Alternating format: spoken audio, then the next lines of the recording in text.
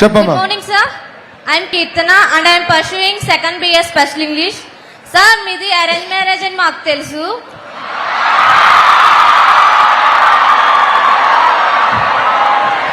After మీ marriage మీ మధ్య love అనేది ఎలా స్టార్ట్ అయింది సార్? అంటే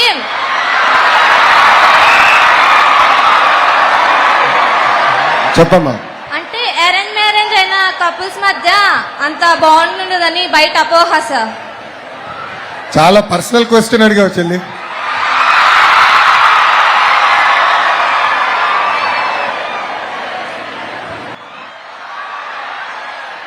అప్పుడు నా వయసు 24.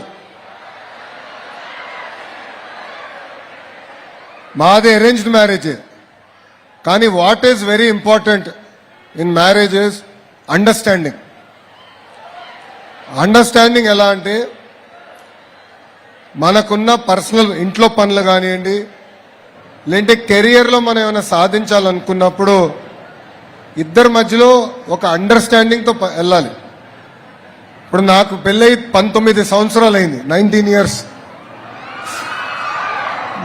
ఇయర్స్ బ్రహ్మని నేను నేర్చుకుంది అది. ఆ బాండ్ కూడా అండర్స్టాండింగ్లో వచ్చింది. సో మేము ఏంటంటే అమెరికాలో మాకు పెళ్ళైన తర్వాత అమెరికాకి వెళ్ళాం. లాండ్రీ పనులు ఉంటాయి, అంటే బట్టలు ఉతికే పనులు ఇద్దరం కలిసి చేసేవాళ్ళం. ఒకసారి ఆమె చేసేది, రెండోసారి నేను చేశాను. అట్లా ప్రతిదీ లైఫ్లో అనేది గివ్ అండ్ టేక్ ఉండాలి. అండర్స్టాండింగ్ అనేది చాలా చాలా అవసరం.